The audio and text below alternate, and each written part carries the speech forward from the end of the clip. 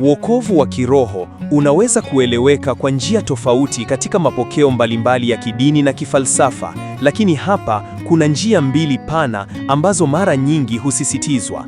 Moja, imani na neema. Katika mapokeo mengi ya kidini, hasa katika Ukristo, wokovu hupatikana kupitia imani katika mamlaka ya juu, ambayo mara nyingi huwakilishwa kama uhusiano wa kibinafsi na Mungu. Mtazamo huu unasisitiza dhana ya neema, ambapo wokovu unatazamwa kama zawadi ambayo haiwezi kupatikana kwa njia ya matendo, lakini inatolewa kwa huruma ya kimungu. Waumini wanahimizwa kuwa na imani, kutubu kwa ajili ya dhambi zao na kukubali neema hii ili kupata wokovu wa kiroho.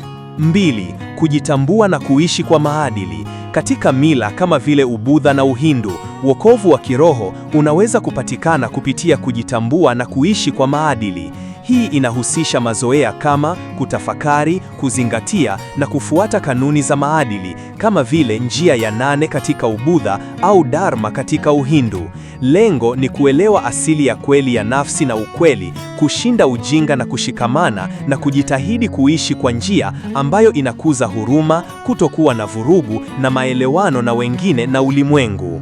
Mbinu hizi zinaonyesha njia tofauti za amani ya ndani na utimilifu, zikisisitiza ama uhusiano na ukuaji wa kimungu au wa kibinafsi na mwenendo wa maadili.